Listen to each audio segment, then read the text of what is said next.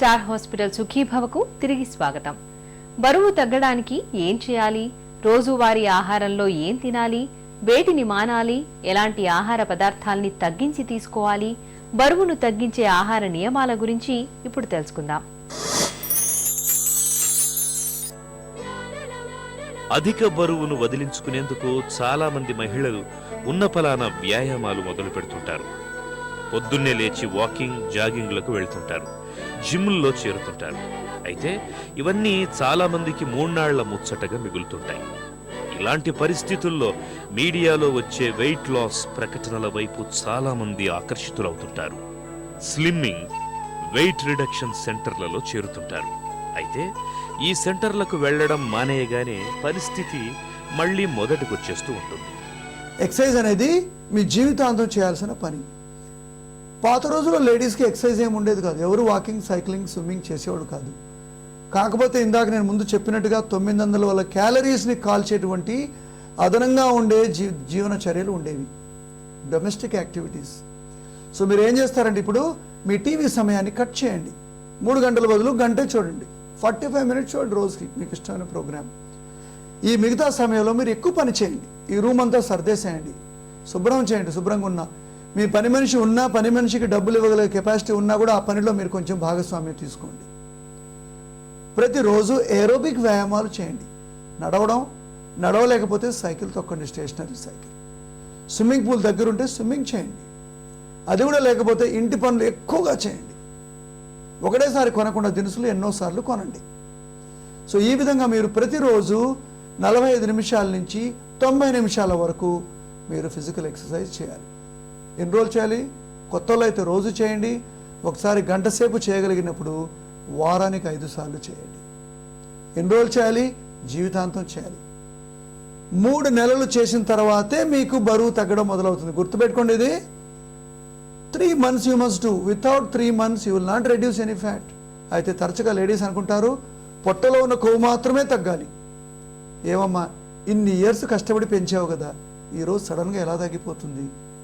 తగ్గదు. సో నిదానంగా మొదలు పెట్టండి. కడుపులో ఉన్న ఫ్యాట్ ఒక ఫిక్స్డ్ డిపాజిట్. మనం ఫిక్స్డ్ డిపాజిట్ ఎప్పుడు కదిలిస్తాం? మన దగ్గర cash, ATM cards, bank account అన్నీ అయిపోయిన తర్వాత ఫిక్స్డ్ డిపాజిట్. అదేవిధంగా శరీరం కూడా అన్ని భాగాల్లో కొవ్వు పోయిన తర్వాతే పొట్టలో ఉన్న కొవ్వుని కాలుస్తుంది. అంటే దాదాపు 4-5 నెలలు అవుతుంది పొట్టలో కొవ్వు కరగడానికి వచ్చేటప్పటికి. So have patience. పొట్టకి స్పెషల్ ఎక్సర్సైజ్ లేదు. పొట్ట అబ్డామిన్ క్రంచెస్ చేయడము, యాప్స్ చేయడము, రుద్దడము, మసాజ్ చేయడము, బెల్ట్ కట్టుకొని దాన్ని వైబ్రేట్ చేయడము, క్రీమ్ పూయడము, ఇవన్నీ కూడా ఇంపాసిబుల్. ఇంత ఈజీ అయితే మార్నింగ్ వాకర్ కాళ్ళు పిసుకుతుంటే పొట్టలోంచి ఫ్యాట్ వెళ్ళిపోతుంది. ఎలా వెళ్తుందమ్మా? కొంచెం ఆలోచించండి ఒకసారి. ఇటువంటి షార్ట్ కట్లు ఏమీ లేవు. న్యాచురోపతి, హోమియోపతి, తిరుపతి వీళ్ళు కూడా పొట్టని తగ్గించలేవు. ప్యూర్లీ మన ఎక్సర్సైజ్లో చేరుకున్న, శరీరంలో చేరుకున్న కొవ్వుని ఎక్సర్సైజ్ ద్వారా నిదానంగా కాల్చాలి.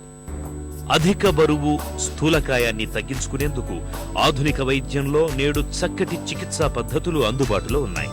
ఆహారంలో మార్పులు, వ్యాయామం, మందులతో ఫలితం లేనప్పుడు పొట్టకు కుట్టువేసే గ్యాస్ట్రిక్ బ్యాండింగ్ ఆపరేషన్తో అనుకున్న మేరకు ఇప్పుడు బరువు తగ్గే వీలుంది. జీర్ణాశయంలో కొంత భాగానికి బ్యాండ్ వేయడం వల్ల తీసుకునే ఆహార పరిమాణం తగ్గిపోతుంది. దీంతో సహజంగానే బరువు తగ్గిపోతారు. అలాగే చిన్న పేగులోని 2వ భాగాన్ని జీర్ణాశయానికి జతపరచడం అనే బైపాస్ సర్జరీని కూడా ఇటీవల చేస్తున్నారు. దీనివల్ల ఏమవుతుందంటే జీర్ణాశయం నుంచి జీర్ణమైన ఆహారం నేరుగా చిన్న పేగులోని 2వ భాగానికి చేరుకుంటుంది.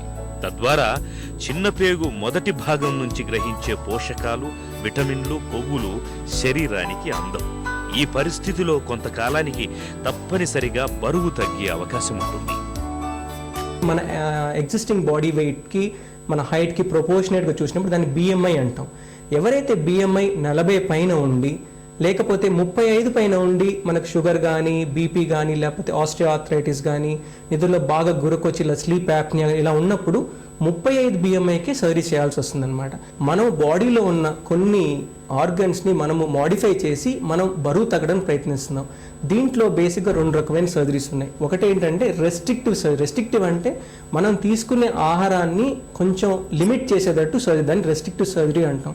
మ్యాల్అబ్సార్ప్టివ్ సర్జరీ అంటే మనం తీసుకునే ఆహారం తగ్గించడమే కాకుండా మనం తీసుకునే ఆహార పదార్థాలు కొంచెం మన అరగకుండా అజీర్ణంలాగా అయి దీన్ని మ్యాల్అబ్సార్ప్షన్ అంటే మనం తీసుకున్న అబ్జార్బ్ కాకుండా ఈ పరిస్థితి వల్ల వెయిట్ తగ్గుతాం.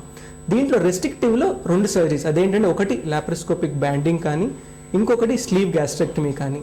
ఇంకొకటి మనము ఈ మ్యాల్అబ్సార్ప్టివ్ సర్జరీలో రెస్ట్రిక్షనే కాకుండా మ్యాల్అబ్సార్ప్షన్ కూడా ఉంటుంది. మ్యాల్అబ్సార్ప్షన్ అంటే కొన్ని మనం తీసుకునే ఆహార పదార్థాలు మనకు అరగవు అబ్జార్బ్ కావు కాబట్టి మనకు మ్యాల్అబ్సార్ప్షన్ వల్ల వెయిట్ లాస్ అవుతాయి. ఈ 3 రకమైన సర్జరీస్ కూడా చాలా పాపులర్. అంటే ఇవి కొత్తగా వచ్చిన సర్జరీస్ కాదు, ఆల్మోస్ట్ 30-40 అని జరుగుతున్నాయి. కాకపోతే ఈ ప్రొసీజర్స్ని ఒక 92-93 నుంచి లాప్రోస్కోపిక్ అంటే ఆపరేషన్ లేకుండా చిన్న హోల్స్ ద్వారా చేస్తున్నారు కాబట్టి ఇవి చాలా ఇంపార్టెన్స్లోకి వచ్చినాయి. ఇంకోటి ఏంటంటే రీసెంట్ చాలా సైంటిఫిక్ స్టడీస్ ప్రకారము ఈ సర్జరీస్ చేయటం వల్ల చాలా అంటే మెటబాలిక్ కండిషన్స్ కూడా సాల్వ్ అవుతున్నాయి. అంటే మెటబాలిక్ కండిషన్స్ అంటే షుగర్, ఇంకోటి హైపర్ టెన్షన్, ఇంకొకటి స్లీప్ ఆప్నియా. ఇప్పుడు కొంతమందికి ఏంటంటే బరువు పెరిగి ఉంటారు, మోకాలు ఆపరేషన్ చేయాలి అంటే మీరు బరువు తగ్గితే తప్పితే మోకాలు సర్జరీ చేయలేమంటారు. ఒకసారి హార్ట్ ప్రాబ్లమ్స్ ఉంటాయి. హార్ట్ ప్రాబ్లమ్స్ ఉన్నప్పుడు కూడా బరువు వల్ల సర్జరీ చేయడం చాలా కష్టం అవుతుంది. ఇలాంటి వాళ్ళకి మనం సర్జరీ తగ్గించిన తర్వాత ఒక్కొక్కసారి మోకాలు సర్జరీ అవసరం లేకుండా పోవచ్చు. ఒక్కొక్కసారి హార్ట్ సర్జరీస్ కూడా ఎర్లీ హార్ట్ ప్రాబ్లమ్స్కి కూడా ఒక్కొక్కసారి బరువు తగ్గడం వల్ల ఏం సర్జరీ లేకుండా కూడా సాల్వ్ చేయవచ్చు. ఇన్ని బెనిఫిట్స్ వల్ల ఈ బేరియాట్రిక్ సర్జరీ అనేది చాలా పాపులర్ అవుతుంది. ఆహార